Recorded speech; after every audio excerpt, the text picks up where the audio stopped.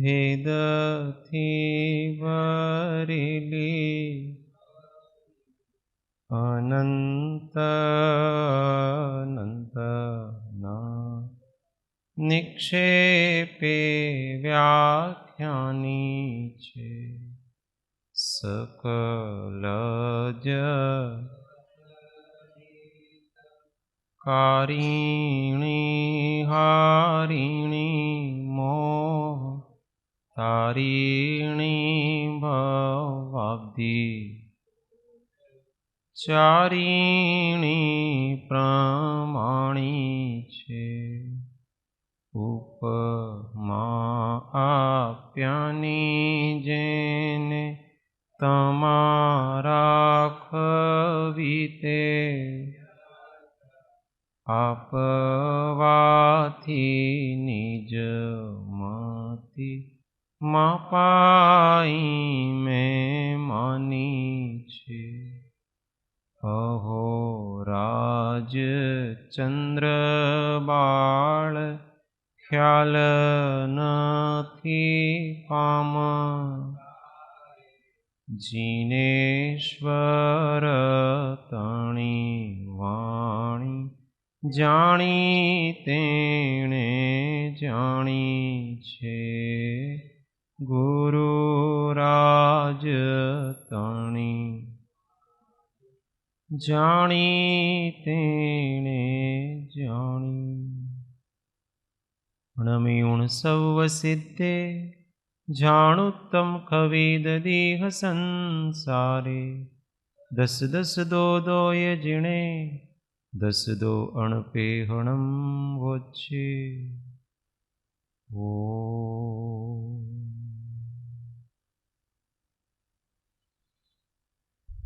जय जय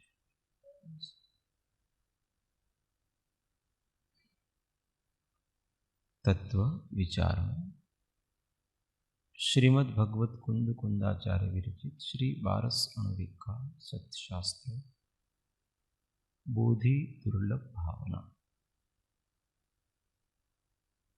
गाथा 85 85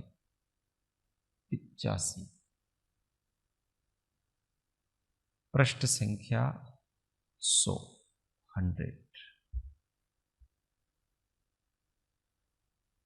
अर्ध्य दिलेली चिन्ह मूलुत्तर पैडियो मिच्छत्तादिय संख लोग परिमाणा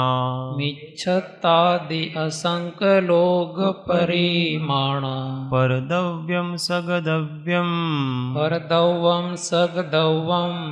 अप्पा इति निश्चयेन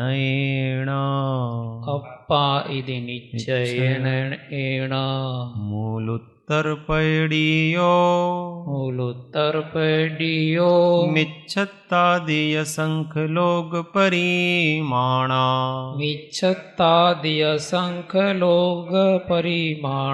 परदव्यम सगदव्यम अप्पा इति निश्चयेन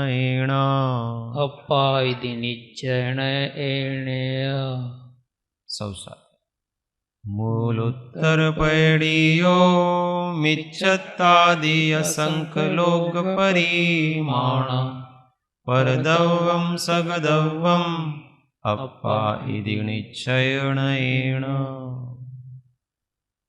होते असंख्यतम लोक प्रमाण सारे मूलोत्तरादि विधिये पर द्रव्य न्यारे आत्मा विशुद्ध नयसे निज द्रव्य भाता ऐसा जिनागम निरंतर नित्य गाता उपजेय संख्यतम लोक प्रमाण सारा मूढ़ोत्तरादि प्रकृति पर द्रव्य न्यारा आत्मा विशुद्ध निज द्रव्य रही सुहाय हे गान जिनागम निरंतर नित्य गाय।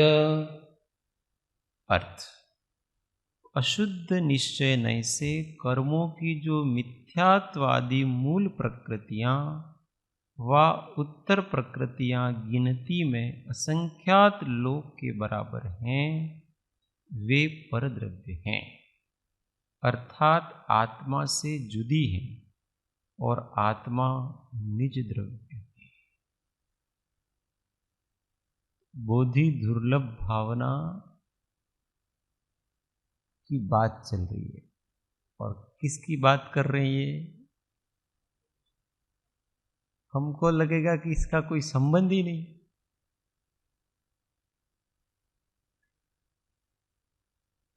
हम बोधि दुर्लभ भावना किसको कहते हैं?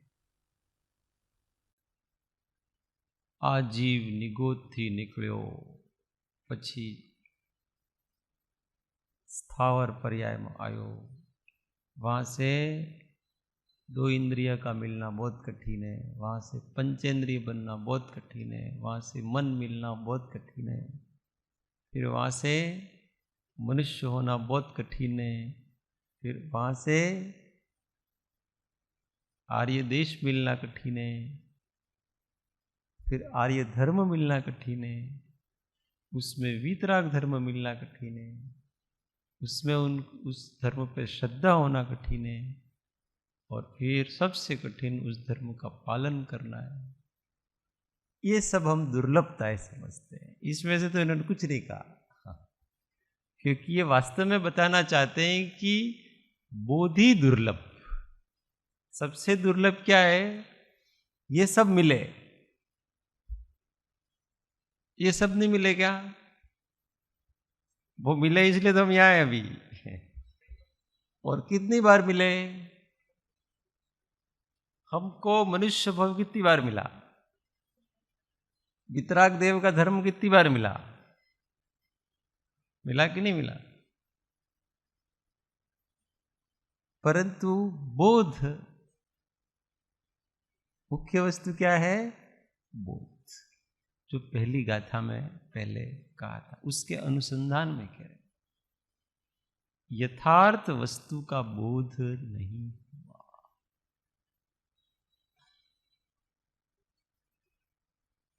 उसकी बात यहां कर रहे कि अभी उस बोध को, बोध उसी का नाम है। बोध मिलना मतलब क्या? सुनना मतलब मिलना नहीं होता है। सुनना मतलब मिलना नहीं होता है।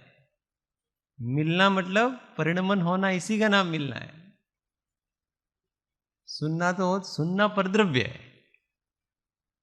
मैं आपको कुछ कहूं और आप उसको सुनते हो, तो ये कोई मिलना नहीं होता है, ये सुनना होता है।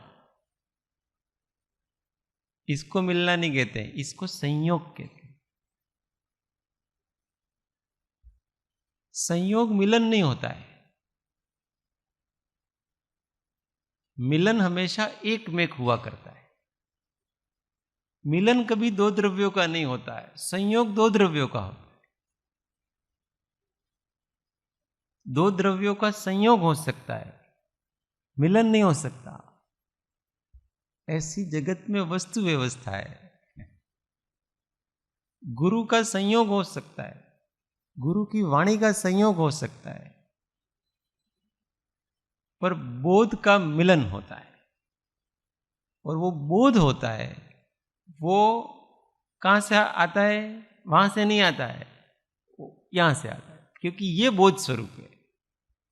बोध तो सुना, पर मैं स्वयं बोध स्वरूप हूं, इस चीज की श्रद्धा नहीं हुई, प्रतीति नहीं। हमारा कर्मकृत व्यक्तित्व है, उसकी प्रतीति तो हमको हुई, पर हमारा जो निष्कारण सहज व्यक्तित्व है, उसकी प्रतीति नहीं हुई। यहां ये कहते हैं कि मूलोत्तर प्रकृतियां कितनी हैं? मूल और उत्तर कितनी प्रकृतियां हैं? असंख्यात लोक प्रमाण।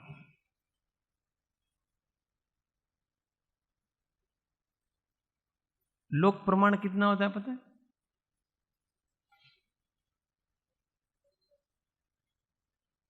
तो वो कितना प्रमाण है? उसका परिमाण कितना है लोक का? तो असंख्यात प्रदेश, लोक के कितने प्रदेश हैं? असंख्यात प्रदेश। अब वो कहते हैं कि असंख्यतम लोक प्रमाण। अब ऐसे असंख्यात लोक हो, कितने? एक लोक में असंख्यात प्रदेश ही लोक है, उसमें कितने असंख्यात प्रदेश हैं? तो वो उत्कृष्ट असंख्यात हैं, उससे अधिक असंख्यात नहीं है। देखो ये जो उंगली है ना, यहां से लगा करके यहां का जो आकाश प्रदेश है, उस आकाश प्रदेश में भी असंख्यात लोग, असंख्यात प्रदेश है। यहां से यहां जाएं तो कितने प्रदेश हैं इसमें? फिर यहां से यहां जाएं तो इसमें भी कितने हैं? यहां से यहां जाएं तो इसमें भी कितने हैं? यहां से यहां जाएं तो कितने हैं? यहां से यहां जाएं तो कितने हैं? बात समझ में आ रहा है ना? तो इस लोक में कितने असंख्यात प्रदेश होंगे बताओ? जब इसमें भी असंख्यात हैं, तो जो लोक में असंख्यात है, वो पूरे लोक में वो कितने असंख्यात होंगे?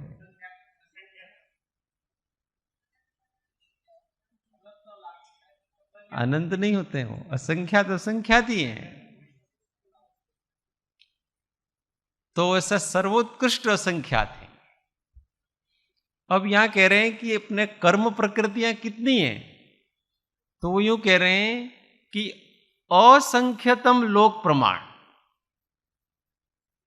कि इस लोक के भी असंख्य से गुणा करो, असंख्यात लोक प्रमाण। ऐसे लोक अगर असंख्यात हों, अभी इतना ही लोक है अपने, तो ऐसे ही इतने ही प्रदेशों वाले असंख्यात लोक हों, इतनी ये कर्म प्रकृतियां।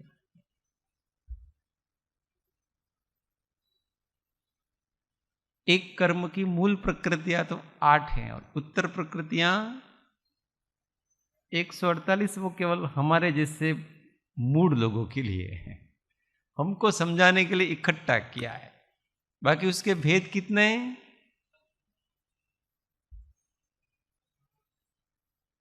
और आपको किसी अपेक्षा से, यहां सिद्धांत दृष्टि से बताया, अध्यात्म दृष्टि से अनंत प्रकार है कर्म, अनंत प्रकार। जितने आपके परिणाम हैं उतने ही कर्म है, क्योंकि प्रत्येक शुभाशुभ परिणाम किसी एक कर्म प्रकृति का से उत्पन्न होता है, और वो कर्म प्रकृति अलग है। अगले समय की कर्म प्रकृति फिर अलग, फिर अगले समय की कर्म प्रकृति फिर अलग। ऐसा करते जाओ तो वो अनंत प्रकृतियां बनती हैं, क्योंकि अनंत भाव बन जाते हैं। जितने शुभाशुभ भाव हैं उतनी ही कर्म प्रकृतियां समझ लेनी। फिर उसको हमने जातियों में विभाजित कर रखा है, इसलिए मूल 8 जातियां हैं। कौन कौन सी हैं? ज्ञानावरणीय, दर्शनावरणीय, मोहनीय, अंतराय, आयु, नाम, गोत्र, वेदनी। वैसे सिद्धांत में जब हम गणना करते हैं ना, तो हमेशा वेदनीय पहले आता है, अंतराय बाद में।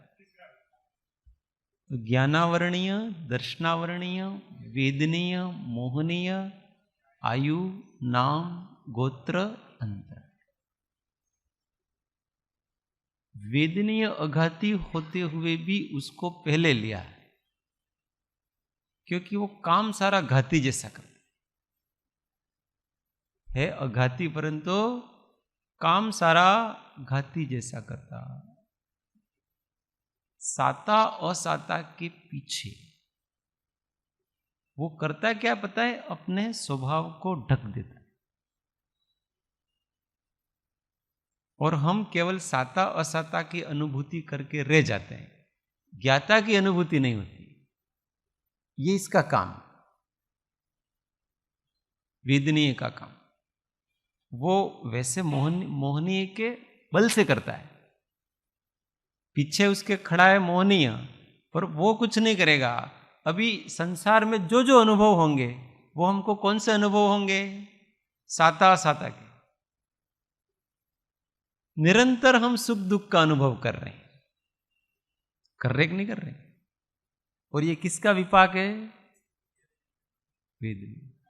और ये वेदनी का विपाक इतना जबरदस्त है कि वो 14वें गुण स्थान तक है। मोहनी तो बेचारा 12वें गुण स्थान में चला जाता है। इसके बाद भी ये अपना दमखम नहीं छोड़ता है। इसके बाद भी ये हमारा पीछा नहीं छोड़ता है। 13वें गुण स्थान में भी रहेगा और 14वें गुण स्थान में भी रहेगा। बताओ कितना जो। और इस कारण से वो अव्याबाधत्व नहीं रहता है, कहीं ना कहीं खंडित करता रहता है।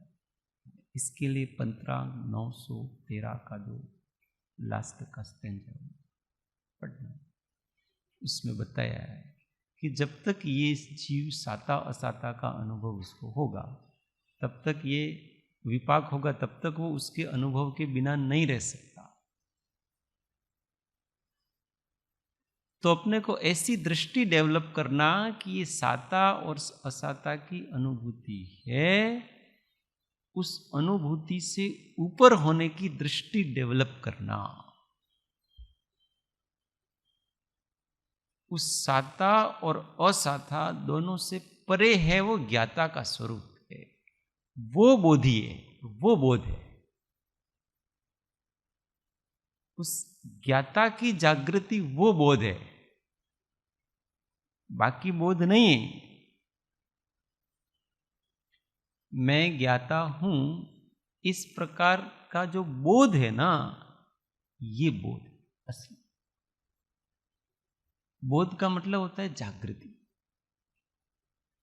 बोध का मतलब ऐसा थोड़ा होता है। उपदेश का मतलब अपन बोध कहते हैं, उपदेश का मतलब बोध नहीं होता है। बोध तो एक शब्द है, इधर से इधर, उधर से। बोध का मतलब होता है स्वरूप जागृति।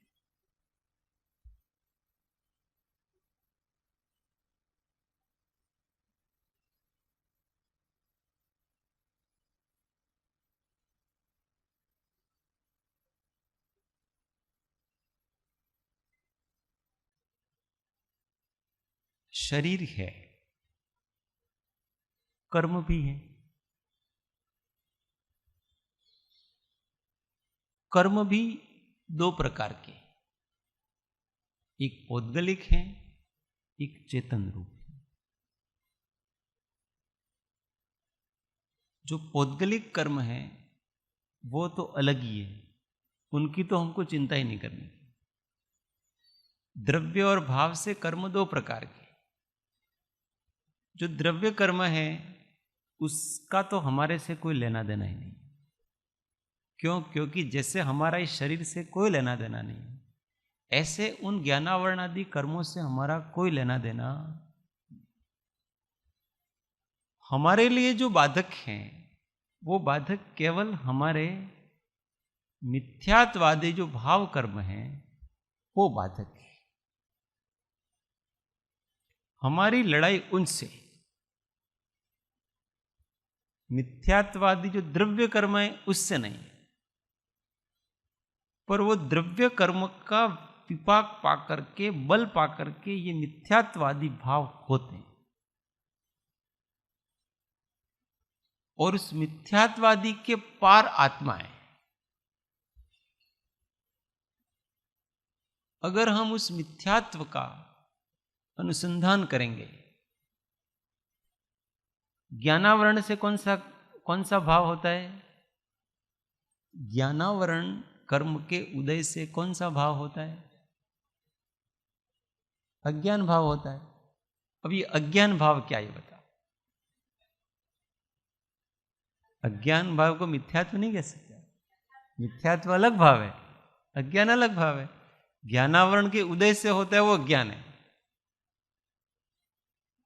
और दर्शन मोह के मोहनी के उदय से होता है वो मिथ्यात्व है। दोनों के कर्म प्रकृतियां अलग अलग है।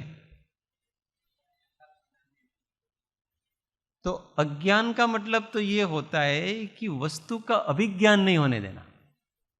जैसे सामने अरुण भाई बैठे हैं तो मुझे दिखे ही नहीं, वो ज्ञान ही नहीं है उनका। ज्ञान किससे होता है? छद्मस्त के बाहर का ज्ञान नेत्रों से होता है, चलो से। तो मेरे आंख से वो दिखे ही नहीं, क्योंकि मुझे उतनी दूर का दिखता नहीं। तो उनका ज्ञान नहीं होना, उनके होते हुए भी उनका ज्ञान मुझे नहीं होना, इसमें कौन सा निमित्त पड़ता है? ज्ञानावरण। वस्तु के होते हुए भी वस्तु का ज्ञान नहीं होना, जबकि आत्मा का स्वभाव तो ऐसा है कि जो भी वस्तुएं हैं उन सब वस्तुओं को वो जाने, ये आत्मा का स्वभाव है कि नहीं?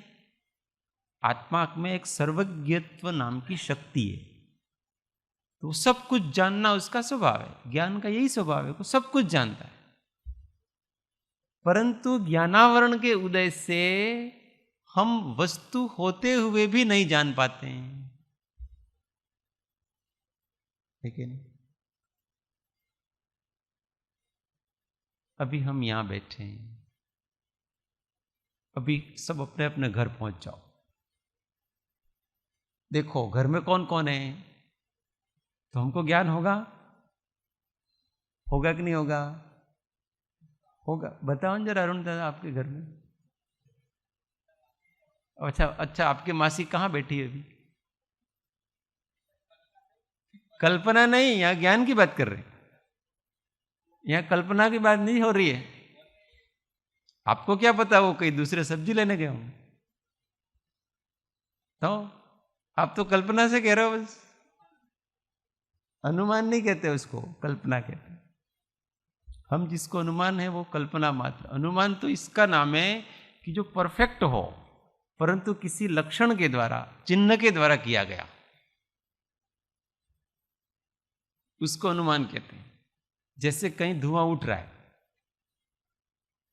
तो हमने, वो वस्तु तो नहीं दिख रही है, परंतु धुआं अग्नि के बिना उठता नहीं है, इसलिए धुआं है, इसका मतलब अग्नि, इसको अनुमान ज्ञान कहते हैं, जो साधन से होता है, साध्य का। हम जिसको कहते हैं शायद ये तो कल्पना मात्र है, इसको ज्ञान नहीं कहते।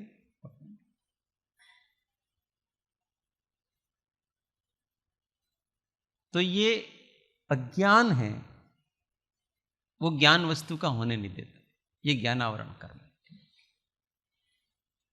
अब ज्ञानावरण कर्म का उदय से हमको वस्तु का अभिज्ञान नहीं होता है। अभी देखो, द्रव्य कर्म क्या है? ज्ञानावरण का उदय। भाव कर्म क्या हुआ? जिसको हम जानना चाहते हैं उसका अभिज्ञान नहीं होता। अब यहां तक तो हमारी पकड़ में आता है, जीव यहां तक तो पकड़ पाता है, पर इन दोनों को चीर करके वो ज्ञाता तक पहुंचना वहां कठिन हो जाता है। अब ये सोचो कि ज्ञानावरण कर्म का उदय है, ऐसा हमने जाना। कैसे जाना? क्योंकि उसका कार्य हो रहा है। कार्य क्या हो रहा है? वस्तु ज्ञान में नहीं आ रही, वो दिखाई नहीं दे रही वस्तु ज्ञान में। परंतु आप थोड़ा गाड़ी को और आगे ले जाओ, सोच को और आगे ले जाओ कि ये अज्ञान किसको हो रहा है? जिसको अज्ञान हो रहा है उसका अस्तित्व है कि नहीं? अज्ञान हो तो रहा है क्योंकि वस्तु नहीं दिख रही है, हो तो रहा है ना। जैसे आपको विस्मृति हो रही है, किसको हो रही है? और अगर हमारी दृष्टि उस विस्मृति की तरफ न जाए और विस्मृति जिसको हो रही है उसकी तरफ जाए, तो वहां आत्मा खड़ा है और वो सर्वदा है, हमेशा है, शाश्वत है, उसका अभाव नहीं। पर हम हमेशा गलत जगह खड़े होते हैं, हम उलझ के रह जाते हैं। या तो कर्म, द्रव्य कर्म के उदय की प्रकृति में उलझ के रह जाते हैं, अथवा उसका जो प्रभाव पड़ता है उसमें उलझ के रह जाते हैं। और उन दोनों के बीच में जो शाश्वत वस्तु है वो तो है ही। हमको किसी वस्तु का ज्ञान हो कि न हो, हम हैं। हमारा कभी अभाव नहीं। इसको कहते हैं बोध। इसको क्या कहते हैं? अपने अस्तित्व का कभी भी अभाव नहीं है, सतत है, कटाव नहीं है, अविच्छिन्न है, अखंड है। यही तो ज्ञानी विचारे कहते हैं। अजर अमर अविनाशी आनंद, अजर अमर अविनाशी आनंद, शुद्ध स्वरूपी मैं आत्मा हूँ वाला, शुद्ध स्वरूपी मैं आत्मा हूँ। ये जो अजर है, अमर है, अविनाशी है, वो कौन है? और वो वर्तमान में है कि नहीं, ये बताओ।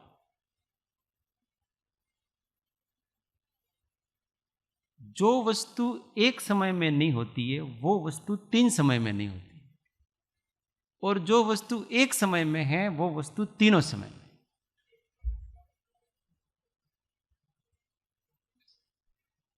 अगर मेरा इस समय अभाव है तो मेरा सर्व समय अभाव है, और मेरा इस समय सद्भाव है तो मेरा सर्व समय सद्भाव है।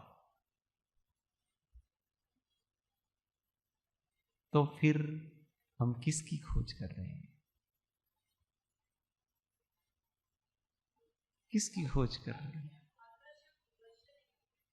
किसने कहा कि हम अदृश्य हैं? अच्छा, वो ऐसा कह रहे हैं कि हम अदृश्य हैं।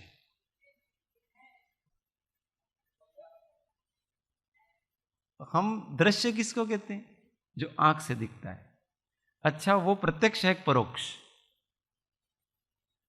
जो आंख से दिखता है वो प्रत्यक्ष है कि परोक्ष? मैं तो ये पूछ रहा हूं आपको कि वो प्रत्यक्ष है कि परोक्ष?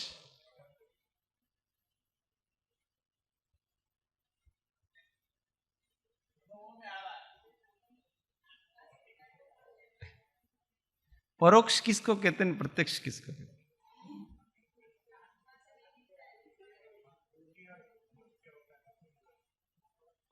किसी की सहायता लेनी पड़े, वास्तव में कोई भी वस्तु परोक्ष तो है ही नहीं,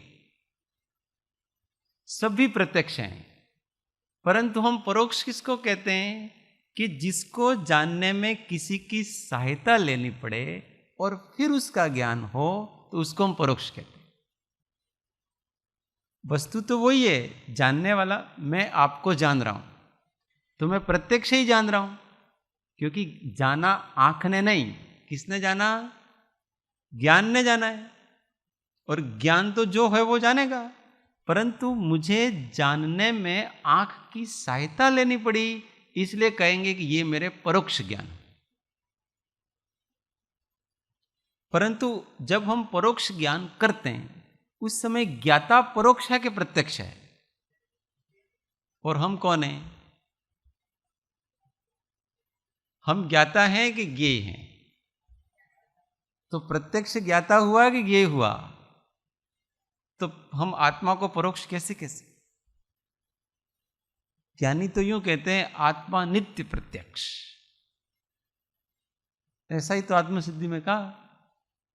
गंभीरता से हम विचारते नहीं, इसलिए हम रोते रहते हैं। मने हो तो अज्ञानी छो, मने तो मारा आत्मानो ज्ञान ज न थतो, आत्माने अनुभूति ज नहीं थती। अरे तू स्वयं अनुभूति स्वरूप है, हम आप तुमको दूसरी अनुभूति कैसे कराएं? परंतु ये जीव है, उसने एक अनुभूति के बारे में कल्पना कर रखी, आत्मा के बारे में।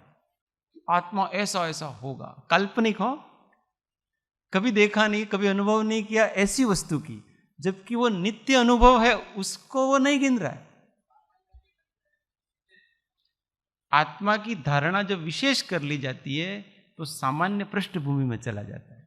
अनुभव होते हुए भी उस विशेष अनुभूति की अभिलाषा अपने सहज अनुभव को आवृत कर देती है। प्रॉब्लम यहां खड़ी होती है। फिर चिल्लाते हैं हमने तो कहीं संवेदन न था तो, पर आप करना क्यों चाहते हो ये बताओ। कोई भी संवेदन क्यों करना चाहते हैं? हम स्वयं संवेदन स्वरूप है, हम संवेदन को जाने, बस इतना पर्याप्त है। इससे अधिक हम क्यों आगे बढ़ना चाहते हैं? हम प्रॉब्लम है कि हम आगे बढ़ना चाहते हैं, और आगे है कुछ है ही नहीं आगे, तो हम तो वर्तमान में ही हैं। इसको बोध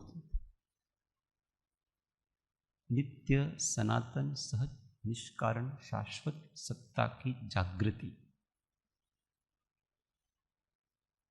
इसको बोध की।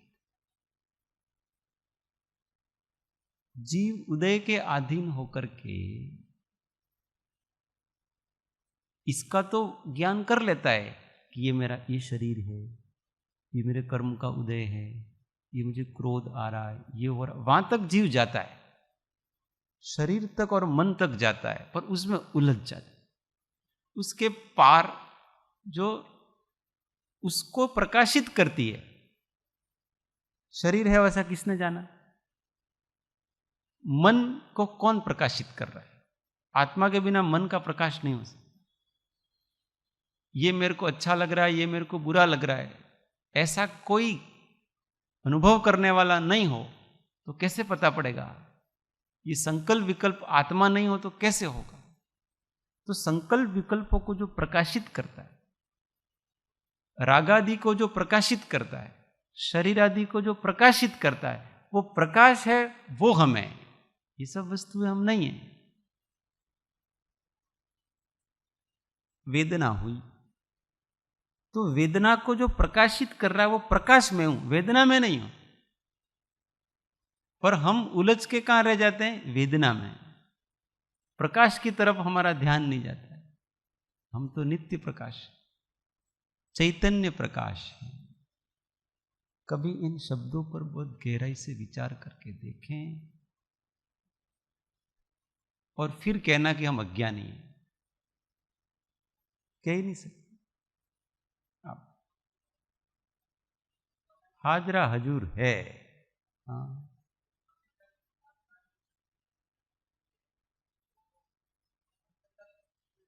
जब आत्मा की शक्ति ढकी हुई है उस समय भी हम आत्मा है, इसी का बोध रखना है। हाँ,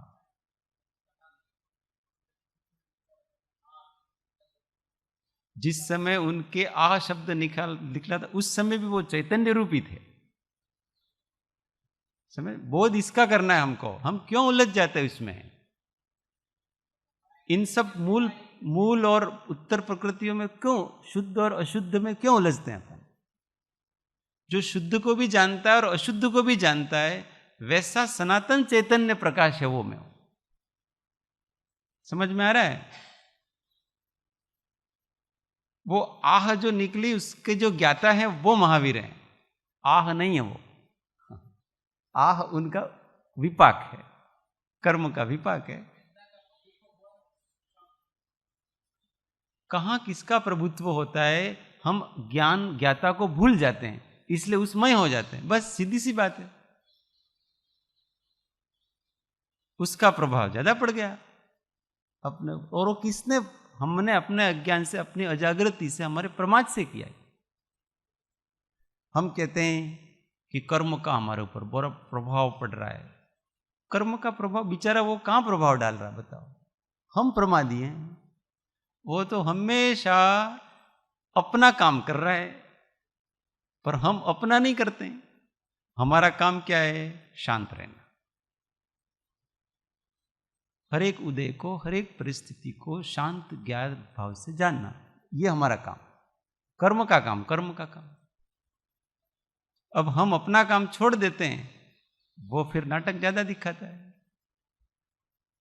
तो इसमें गलती का बताओ? हम नाटक देखने गए तो नृत्य देखा। अब हम तो केवल नाटक देखने के लिए गए, हमारा काम क्या था? दर्शक की भूमिका नहीं। और वहां इतना अच्छा नाट्य मंचन हो रहा था और वो कोई महिला इतनी अच्छी नृत्य कर रही थी, इतनी सुंदर थी, तो कोई दर्शक उठ करके उस नाट्य मंच में घुस गया। अब इसका काम केवल इतना था कि तेरे को नाटक देखना था, पर ये केवल देख नहीं सका, उसके अंदर क्यों बोध कि मेरा कार्य क्या है वो मैं चूक गया। मैं दर्शक था, अभिनेता नहीं, मुझे इसमें शामिल नहीं होने का। ये सब साधारण सी बातें लगती हैं, इसका प्रयोग जब हम करेंगे तो इसके अभूतपूर्व अद्भुत परिणाम आते हैं। और ये प्रयोग हमको नित्य प्रति करने के। जब जब भी हम दुखी होते हैं, क्लेशित होते हैं, उसका एकमात्र कारण यह है कि हम स्व सत्ता को भूल जाते हैं, अपने उस निष्कारण ज्ञायक स्वभाव को भूल जाते, बीच में अहम आके खड़ा हो जाता है। नाम और रूप ये अहंकार है, वो आके खड़ा हो जाता है।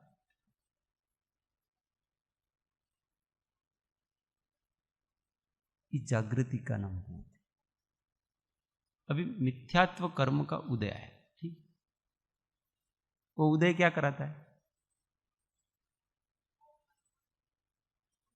उदय कराता क्या पता है? उदय का काम यह है कि आपको वो विपरीत दृष्टि कराएगा,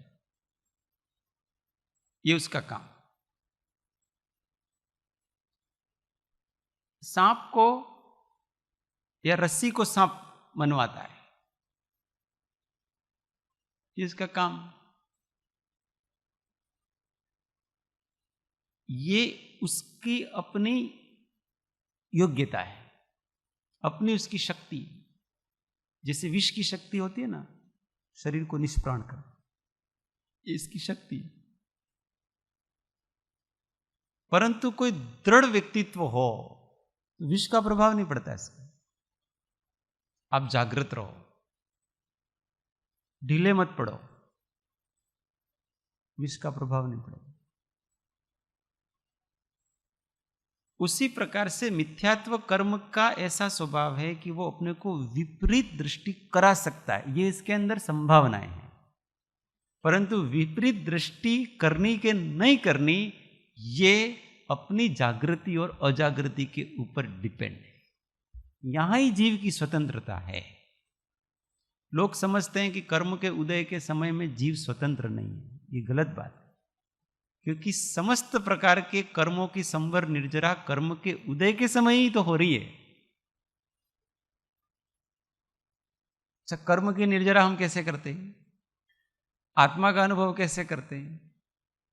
कर्म के उदय के समय ही तो हम यो पुरुषार्थ कर रहे हैं। भेद ज्ञान हम कैसे कर रहे हैं? कर्म के उदय के समय। इसका मतलब उदय हमारे पुरुषार्थ को नहीं रोक सकता, इसका विश्वास करना चाहिए। पर इसका विश्वास नहीं होता है। भले मेरा सारा शरीर जल रहा है, छलनी हो गया है, फिर भी मैं जिस प्रकार से दर्पण में अग्नि जलती है तो दर्पण कभी भी गर्म नहीं होता है, उसी प्रकार से ये सारा शरीर जल रहा है और मुझे पूरी तरह से अच्छी तरह से वेदना का ज्ञान हो रहा है। मुंह से भी हा हा न आ हा न जो जो निकलता है वो सब निकल रहा है। इस समय भी जैसे उस दर्पण को कोई प्रभाव नहीं पड़ता है, उसी प्रकार मेरे चैतन्य ज्ञान दर्पण को इसका कोई इफेक्ट नहीं है। मैं निर्विकारी हूं। ये अकंप श्रद्धा ज्ञान में आ रहा है, बड़ी जोरदार आ रहा है। जितनी वेदना बढ़ेगी उतना ज्ञान बढ़ेगा अगर जागृत हैं तो, और जितनी वेदना होगी उतना यहां आनंद बढ़ेगा। क्यों? क्योंकि भी आत्मा का जो ज्ञान स्वभाव है ना, स्वच्छत्व स्वभाव, वो भी जागृत हो रहा है। कोई वस्तु जितनी अधिक स्पष्टता से हमारे ज्ञान में आती है, इसका मतलब समझना कि हमारा ज्ञान अभी जागृत है। जैसे अपने को किसी ने ऐसे पीछे से कुछ ऐसा किया और हमको पता नहीं चला, पिन चुभाई अथवा जो भी किया, कांटा लगाया, हमको पता नहीं चला। इसका अर्थ यह है कि उस समय हमारी जागृति कम। जब जागृति होती हो तो हमको जो जैसा है वैसा सब पता चलता।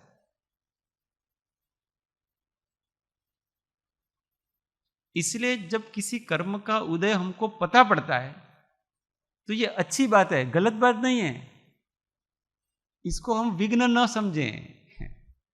हम क्या है कि विघ्न समझते हैं उसको, कि मुझे वेदना का अनुभव होता है वो मेरे लिए विघ्न है। विघ्न नहीं है, वो आपके ज्ञान की स्पष्टता है। आपका ज्ञान इस शरीर को, शरीर के अंदर होने वाले उदय को, उसकी विक्रियाओं को, सबको ज्ञान में ले रहा है। इसका मतलब आप जागृत हैं, अभी कोमा में नहीं चले गए, बेहोशी में नहीं है। ऑपरेशन करना क्या करते हैं, एनेस्थेसिया दे देते हैं, फिर पता नहीं पड़ता, आपका हाथ चीर डाले तो भी पता नहीं पड़ता। क्यों? ज्ञान तंतुओं को आपने मंद कर दिया, बेहोश कर दिया। अब आपका ज्ञान जान नहीं पाएगा और इसलिए वेदना का अनुभव भी नहीं होता, और इस कारण से मूढ़ता बनी रहती है। आपने आत्मा को सुषुप्ति में ले गया। निगोदिया कि यही तो होता है, चिरकाल तक वो सुषुप्ति में रहती है, किसी का संज्ञान ही नहीं हो पा रहा। मैं कौन हूं, मेरे को, मैं अच्छा हूं कि बुरा हूं, कि मैं जी रहा हूं कि मैं मर रहा हूं, कि कुछ पता नहीं पड़ रहा उसको। बेहोशी में सोया हुआ, अव्यक्त उसका जो दुख आदि का वेदन है वो हो रहा है, कर्म फल चेतन। ये कोई अच्छी अवस्था नहीं है। अच्छी अवस्था तो ये है कि आप जागृत रहो, जो हो रहा है उसको जानो, राग द्वेष मत, घबराओ मत किसी चीज को जानने से। जितनी जोर से वेदना आ रही आने दो ना, हम जानेंगे, आनंद से जानेंगे। इसमें क्या है प्रॉब्लम? का डरते किस बात? हमको अपने ज्ञान स्वभाव पर विश्वास नहीं है। हमको ऐसा कहीं मैं चलित हो जाऊंगा, विश्वास रखो। अचलित हैं हम, सदा से चलित होने का भ्रम पाल रखा है। जब हम चलित हो जाते हैं उस समय भी हम तो वस्तुतः अचल ही हैं। जिस समय हमको रस्सी में सांप दिखता है उस समय भी वो रस्सी ही है, सांप नहीं है। जिस समय हम टेढ़ी आंख करते हैं, दो चांद दिखते हैं, उस समय भी चांद दो नहीं है, एक ही चांद। और उस समय भी जिस समय रस्सी में सर्प दिख रहा है उस समय भी जानने वाला वही की वही है। वो चाहे उसको रस्सी जाने कि सर्प जाने, पर उसके ज्ञानपने में कोई फर्क नहीं पड़ता। कुछ भी जानो, पर जानपना तो है ना। और अगर सांप को सांप जान करके डरे नहीं तो क्या फर्क पड़ता है उसको? और रस्सी को रस्सी जान करके अगर वो डरे तो रस्सी को रस्सी जानने का क्या लाभ?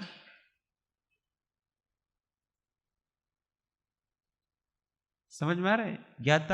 ज्ञाता का काम हमेशा निर्विकारी रहना है, और वो काम हम किया वो बोध है बस। बाकी का तो जो जिस समय अपने क्षयोपशम की जैसी योग्यता होगी वैसा हमारे ज्ञान में वस्तुएं आएंगी, उसको आप ले लो। उनको ज्ञान करने में अपन डरे नहीं। मारा दिमाग में है ना, मारा उपयोग में आ वस्तु ने आवी जो क्यों नहीं आनी चाहिए? आने दो न, क्या कर लेगी? उपयोग को नष्ट कर देगी वो। कोई कभी आत्मा को नष्ट नहीं कर सकता। डरे डरे से रहते हैं, क्यों? ज्ञान की जागृति नहीं, स्वरूप की जागृति, इसलिए सारा भय है। इसलिए जिसको आत्मज्ञान होता है उसका सबसे पहला गुण जो डेवलप होता है वो निर्भय, क्योंकि निशंक हो जाता है कि मेरा ज्ञायक स्वभाव है, मेरा ज्ञान स्वभाव है, वो अविनाशी है, मेरी सत्ता अविनाशी है, मुझे कोई न मार सकता है, न छीन सकता है, न कुछ नहीं, सब तो भय से रहित हो जाता। बोध, इसको क्या कहते हैं? ये बहुत दुर्लभ है। अभी अब जितनी प्रकृतियां हैं उन सब प्रकृतियों के ऊपर विचार करें, ऐसे विचार करें और उन प्रकृतियों को अपने से अलग करते जाए। उसमें मेरी प्रकृति तो अलग ही है और अपनी प्रकृति में हमारा पूछो।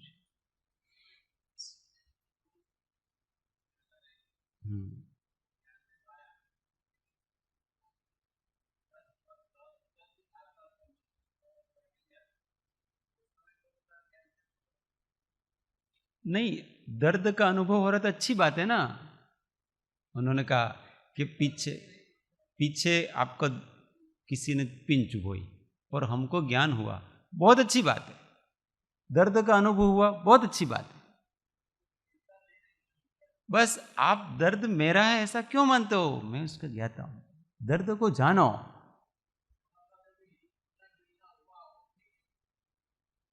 हिलना डुलना हुआ, वो कौन हिल डुल रहा है ये बताओ आप? शरीर हिल डुल रहा है आपका। अरे ज्ञाता नहीं हिलता है कभी। ज्ञान हिलता नहीं है। ये तो हमारे कषाय का उद्रेक है। शरीर के साथ इतना अपनापन कर रखा है हमने कि हमको पता नहीं क्या क्या हो जाता। ज्ञाता को भूलने की सारी समस्याएं हैं, 100 बातों की। मैं हर हाल में ज्ञाता ही हूं, हर हाल में। समझ में आ रहा है? जब आपके मुंह से चीख निकलती है उस समय भी ज्ञान ने तो जाना ही ना क्या किया।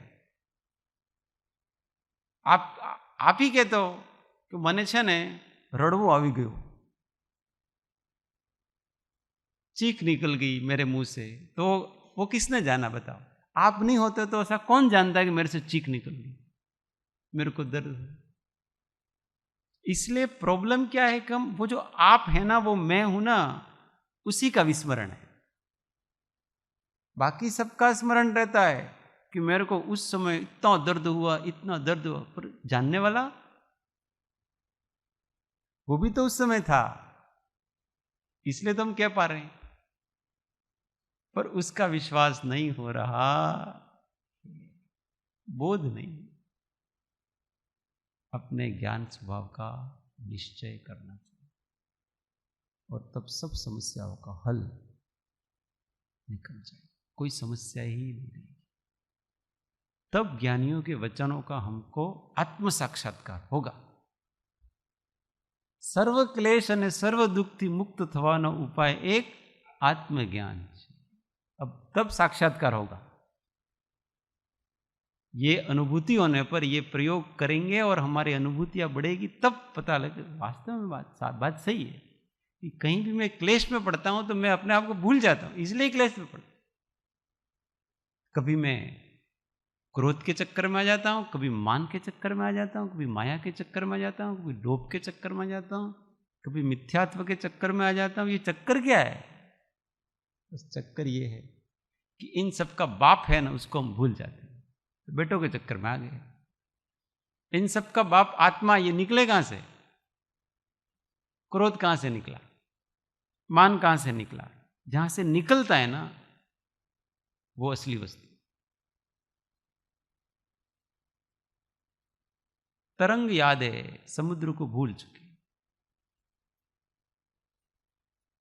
तो हम समुद्र और तरंग दो वस्तुएं नहीं, समुद्र ही तरंग रूप हुआ है, इसलिए वो समुद्र ही है। और वापस लौटते, ये जहां से आया था वहां से लौट जाए, वापस लौट जाए। बस हमारा काम तो इतना ही है। वृत्ति जैसे उद्भवित हो उसको अपने में ही समा ली जाए, बस। दूसरा तो कुछ फेरफार करना ही नहीं ना अपने को। हमारा अहंकार जागा था, हमने उसको समाप्त कर दिया, बस। दूसरा क्या करना है हमको? दूसरा तो कुछ करना ही नहीं। हमारा क्रोध की तरंग जागी थी, हमने उसको समाहित कर लिया, बस। दूसरा तो कुछ करना ही नहीं। इसलिए जब सम्यक पुरुषार्थ समझ में आता है ना जीव को, तब जीव इतना शांत हो जाता है कि अब हमको किसी और से तो कुछ लेना देना ही नहीं। यहाँ सब काम करना क्या कहाँ है, यही के यही करना है, और जगह काम करना। अपने को आप भूल के हैरान हो गया, माया के जाल में फंसा वीरान हो गया। अपने को आप भूल के हैरान हो गया, माया के जाल में फंसा वीरान हो गया। माया के जाल में फंसा वीरान हो गया। माया के जाल में फंसा वीरान हो गया। बोलो महावीर स्वामी भगवान पंच परमेष्टि परम कृपाणु शुद्ध आत्मदेव की